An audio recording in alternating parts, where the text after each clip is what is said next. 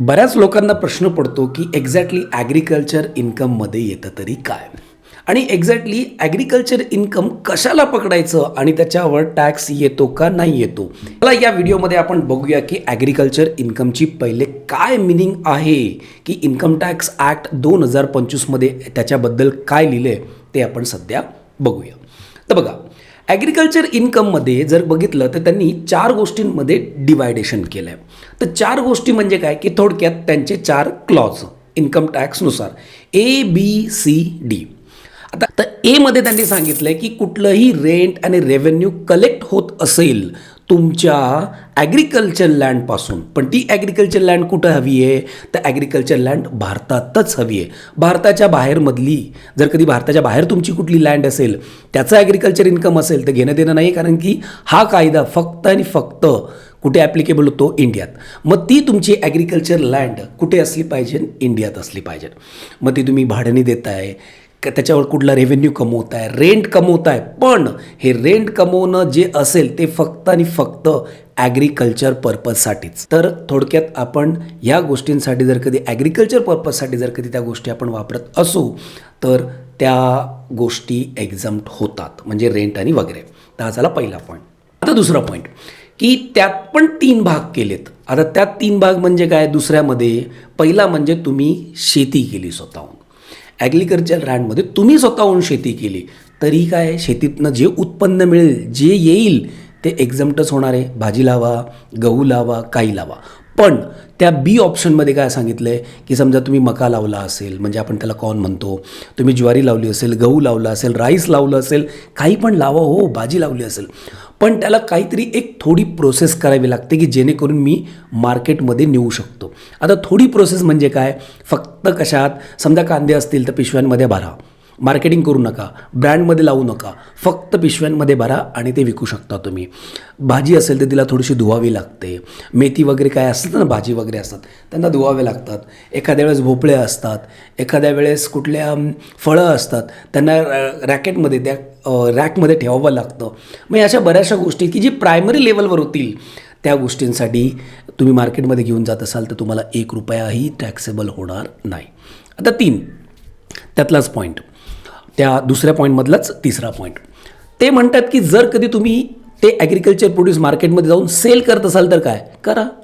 म्हणजे पहिला पॉईंट सांगतात की शेती करा, दुसरा पॉईंट सांगतो की त्याच्यावर नॉर्मल प्रोसेस करा, तिसरा पॉईंट सांगतो की त्या नॉर्मल प्रोसेस केल्यानंतरच तुम्ही विका. हाय फाय प्रोसेस करू नका.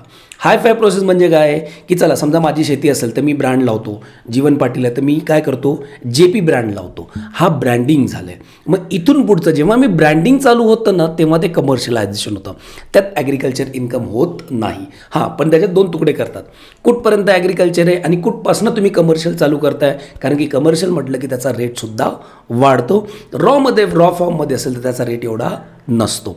तर रॉ फॉर्ममधलं असेल किंवा तुम्ही फक्त इथून शेतापर्यंत नेताय, थोडीशी प्रोसेस करताय आणि मग विकताय, पिशव्यांमध्ये भरताय, थोडंसं काय करताय तर रिफाईन करताय त्याला, तर काही हरकत नाही आहे, ते पूर्ण ॲग्रिकल्चर इन्कम झालं. सीमध्ये काय बोलले, की जर कधी तुम्हाला तुमच्या ॲग्रिकल्चरच्या शेतीत, म्हणजे जेव्हा तिथं शेती आहे तुमची, त्या शेतीमध्ये जर कधी तुमचा एखादं मोठं बंगला बांधला असेल, तुम्ही छान घर बांधलं आहे किंवा एखादं मोठं शेड बांधलं आहे, ते तुम्ही भाड्याने देऊ शकता. येस, डेफिनेटली मी देऊ शकतो. मग जर कधी मी ते भाडं दिलं, डेफिनेटली दिलं, पण ते कशासाठी द्यायचं आहे, ॲग्रिकल्चर पर्पजसाठीच द्यायचं आहे. समजा कुणाचं स्टोअर हाऊस असेल, ते स्टोअर हाऊससाठी तुम्ही वापरायला दिलं लोकांना, एखाद्याचे कांदे आहेत त्या स्टोअर हाऊसमध्ये ठेवायचे आहेत, एखाद्याचा माल झालेला आहे, गहू भरपूर झालेला आहे, समजा की 100 पोते गहू झाला आहे, कुठे ठेवणार, घरी नाही ठेवू शकत, मग एखाद्याची जागा भाड्याने घेतली. म्हणजे थोडक्यात काय केलं आहे, नॉर्मल जे ॲग्रिकल्चरमध्ये आपण उत्पन्न घेतले, म्हणजे थोडक्यात गहू ज्वारी ठेवायसाठी जागा कुणाची भाड्याने घेतली असेल तर त्याला जे तुम्ही भाडं देताय ते कदाचितही त्याला टॅक्सेबल होणार नाही. पण यात पण काय, की ते घर तुम्ही कुठल्या शूटिंगसाठी देताय, अजिबात चालणार नाही. शूटिंगसाठी देताय, कुणाला राहायला देताय, कुणाला बिझनेससाठी देताय, नाही, तशा बाबतीत नाही. ॲग्रिकल्चर पर्पजसाठी देतायत तर ते तुमचं इन्कम एक्झम्प्ट, पण तुम्ही शूटिंगसाठी दिलं आहे, कुणाच्या बिझनेससाठी दिलं आहे तर नाही, ते इन्कम तुम्हाला ॲग्रिकल्चर इन्कम म्हणून पकडता येणार नाही, अजिबातच नाही.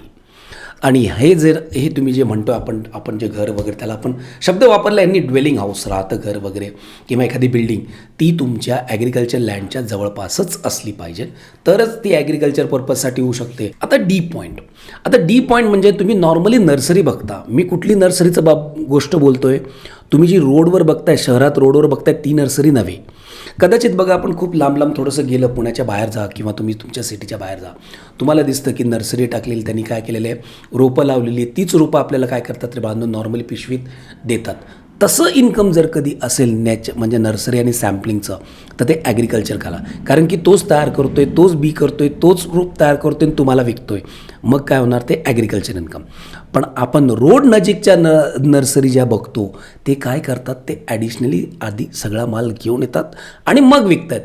मग त्यात काय राहिलं, ॲग्रिकल्चर पर्पजच झाला नाही आहे त्याच्यात. अशाच छान डेफिनेशन किंवा व्हिडिओसाठी आमच्या चॅनलवर येत राहा आणि फॉरवर्ड करत राहा. त्याचं कारण सांगतो, जास्तीत जास्त मुलांपर्यंत पोचले तर आपल्याला आणि तुम्हाला पण मला पण सगळ्यांना फायदा होईल या सगळ्या गोष्टीचा. तर धन्यवाद.